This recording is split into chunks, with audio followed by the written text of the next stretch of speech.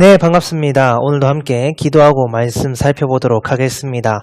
제가 잠시 기도하겠습니다. 하나님 아버지, 오늘도 이렇게 복된 날 허락하여 주셔서 우리 함께 하나님의 말씀을 묵상하게 하시니 참으로 감사합니다. 이 시간 가운데 깨닫는 영을 허락하여 주셔서 하나님께서 우리에게 베푸신 은혜와 사랑을 묵상하는 이 시간 되도록 주님 은혜 더하여 주시옵소서. 살아계신 우리 주 예수 그리스도의 이름으로 기도드립니다. 아멘. 네, 함께 말씀 보겠습니다. 오늘 함께 볼 말씀은 레위기 2장 16절 말씀입니다. 레위기 2장 16절 말씀 제가 읽어드리도록 하겠습니다. 제사장은 찌은 곡식과 기름을 모든 유향과 함께 기념물로 불사를 지니 이는 여호와께 드리는 화제니라. 아멘. 오늘은 우리 함께 소제에 대해서 살펴볼 겁니다.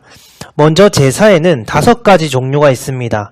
번제, 소제, 화목제, 속죄제, 속건제입니다. 레위기의 이 제사들이 다소 우리가 느끼기에 딱딱해 보이지만 제사는 매우 중요합니다. 왜냐하면 제사를 알면 오늘날의 예배를 알 수 있기 때문입니다.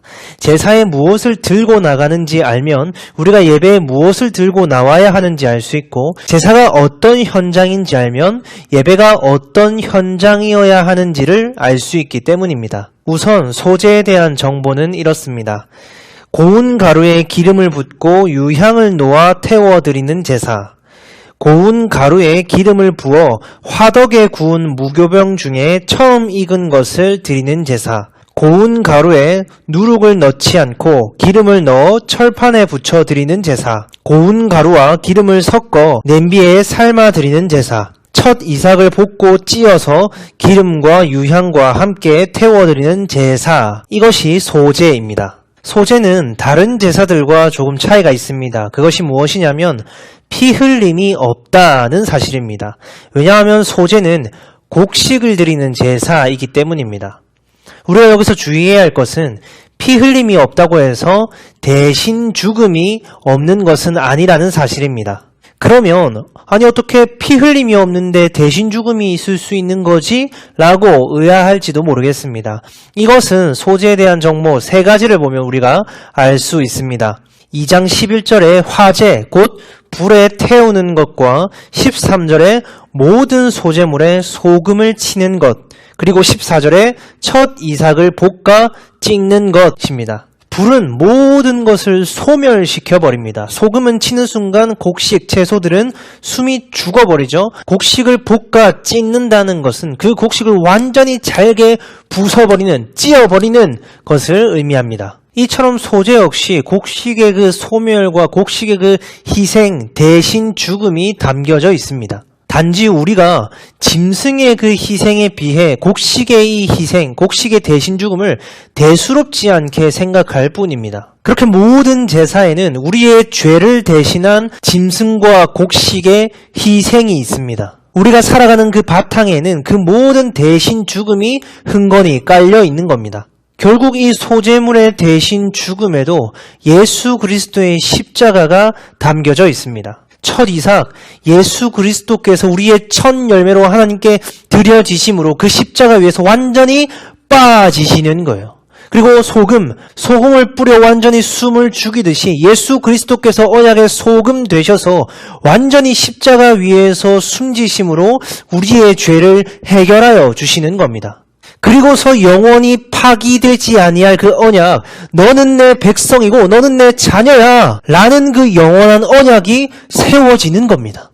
불, 하나님은 히브리서 12장을 통해 알 수 있듯이 소멸하는 불이십니다. 그 하나님의 진노의 불, 하나님의 심판을 우리에게 붙지 않으시고 그 모든 재물들 위에 부어버리시는 겁니다. 마침내 그 모든 재물의 완성이신 그 예수 그리스도께 십자가 위에서 하나님의 그 모든 진노와 저주와 심판을 부어버리시는 거예요. 그렇게 예수님께서 십자가 위에서 우리를 대신하여 하나님의 그 진노의 불, 하나님의 심판을 다 받아버리심으로 말미암아 그 언약의 소금을 완전히 숨지심으로 말미암아 완전히 그 십자가 위에서 빠지심으로 말미암아 우리를 우리의 죄에서 구원하여 주시고 우리를 그 참된 위로와 안식과 평안과 생명 가운데로 인도하여 주시는 거예요. 그 안에서 그것을 누리게 하여 주신 겁니다. 무엇을 말미암아? 예수 그리스도의 십자가로 말미암아. 그 예수 그리스도의 대신 죽음으로 말미암아 말입니다. 그래서 이사야 53장 5절에서 6절 그가 찔림은 우리의 허물 때문이요 그가 상함은 우리의 죄악 때문이라. 그가 징계를 받음으로 우리는 평화를 누리고 그가 채찍에 맞음으로 우리는 나음을 받았도다. 우리는 다 양 같아서 그릇 행하여 각기 제 길로 갔거늘 여호와께서는 우리 모두의 죄악을 그에게 담당시키셨도다. 아멘. 우리는 끝까지 한 치 앞도 보지 못하고 알지 못하고 그렇게 각기 자기 소견에 옳은 대로 행하며 살아갑니다. 그런데 하나님께서는 그런 우리의 죄를 우리에게 묻지 않으시고 그것을 예수 그리스도께 부으시는 거예요. 그렇게 예수 그리스도께서 징계를 받음으로 우리가 평안을 누리고 예수 그리스도께서 상함으로 말미암아 우리가 나음을 입게 되는 겁니다. 그렇게 예수 그리스도께서 십자가의 죽으심으로 말미암아 우리의 그 죄가 치유되는 것입니다. 그렇게 허물과 죄로 죽어서 영원한 불만족과 슬픔과 수고 가운데 살아야만 했던 우리가 영원한 그리고 진정한 위로와 만족과 평안과 기쁨을 누리게 된 것입니다. 예수 그리스도로 말미암아. 이것이 하나님의 은혜요 예수 그리스도의 사랑입니다. 그런데 이때 11절을 보면 누룩이나 꿀을 넣지 말라고 말씀하시죠. 이는 쉽게 말해서 우리의 행위나 노력을 첨가하지 말라는 의미입니다. 그런데 우리가 보기에는 그 누룩과 꿀이 보암직하고 먹음직해 보입니다. 그렇다 보니 우리가 굉장히 크나큰 착각을 하는데요. 우리가 보기에 좋은 것이 하나님께도 보기 좋고 우리가 먹음직해 하는 것이 하나님께서도 기뻐하고 맛있게 받으실 것이다 라고 착각하는 겁니다. 그러니까 자꾸만 우리 기준에 좋고 우리 기준에 기쁘고 우리 기준에 대단해 보이는 것을 하나님께 자꾸만 내어놓으려고 하는 겁니다. 그런데 하나님께서는 그 누룩과 꿀, 너희의 행위와 너희의 노력과 너희의 업적 절대 내 앞에 들고 나오지 마. 절대 예수 그리스도의 십자가에 그거 첨가하지 마. 라고 말씀하시는 거예요. 그것이 우리가 보기에는 가치로 보일지 모르지만 하나님 앞에서는 무가치입니다. 여러분 기억하십시오. 우리에게 보암직하고 먹음직했던 가장 대표적인 것이 하나님이 절대 먹지 마라고 했던 선악과라는 사실을 말입니다. 여러분 하나님 앞에 나아갈 때 우리가 보암직하고 먹음직한 것을 가지고 나아가면 안 됩니다. 예수를 가지고 나가야 합니다. 그 예수 그리스도의 십자가의 은혜, 그 피 공로를 들고 하나님께 나아가야 합니다. 자꾸만 그 예수 그리스도의 십자가의 그 은혜와 사랑, 그 공로 앞에 우리의 그 누룩과 꿀, 우리의 그 열심, 우리의 업적을 자꾸 첨가하려고 하지 마시고 우리의 참된 소재물 대신 그 예수 그리스도를 들고 나아가는 그걸 붙들고 소망하는 우리가 되길 간절히 바랍니다. 이제 맺으면서 여러분 구약의 제사는 오늘날의 예배라고 했습니다. 오늘날은 제사를 드리진 않죠. 왜냐하면 구약의 그 모든 제사를 예수님께서 이 땅에 오셔서 완성시키셨기 때문입니다. 그럼 이제 우리가 예배에 나올 때 들고 나와야 하는 것은 제물이 아니라 예수를 들고 나와야 합니다. 또 그 예수를 들고 나오면서 우리의 누룩과 꿀, 우리의 행위와 노력과 업적을 섞어서 나오는 것이 아니라 그 예수 그리스도와 그가 행하신 일, 그가 우리에게 베푸신 그 십자가의 은혜와 사랑을 들고 나와야 합니다. 이는 단순히 우리가 모이는 그 잠깐의 예배 시간뿐만이 아니라 우리 모든 삶 가운데 동일한 겁니다.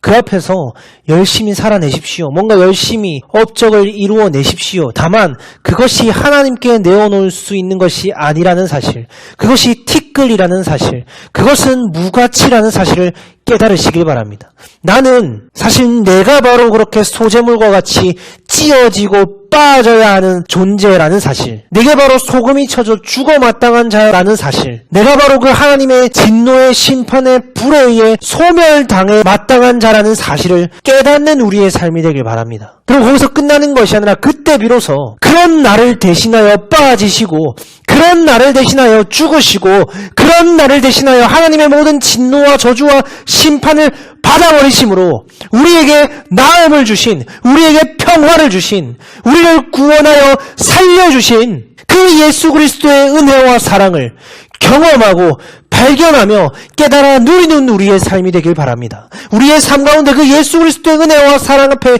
감사와 찬송을 드리며 살아가는 우리의 삶이 되기를 간절히 바라고 소망합니다. 기도하겠습니다. 하나님 아버지, 이렇게 또 하나님의 말씀 앞으로를 인도하여 주시니 참으로 감사합니다. 우리는 끝까지 우리가 하나님 앞에서 괜찮은 신앙인이라고 착각하면서 살아갑니다.